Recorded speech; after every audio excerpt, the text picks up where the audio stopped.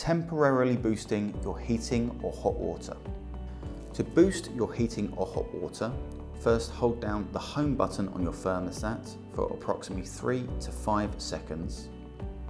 This will take you in to the boost options. Here you can use your dial to select between heating or hot water. Once you're happy with your selection, simply press the next button to enter into the boost mode to select your timings. Use your dial to select between varying options of timing for how long you wish to boost.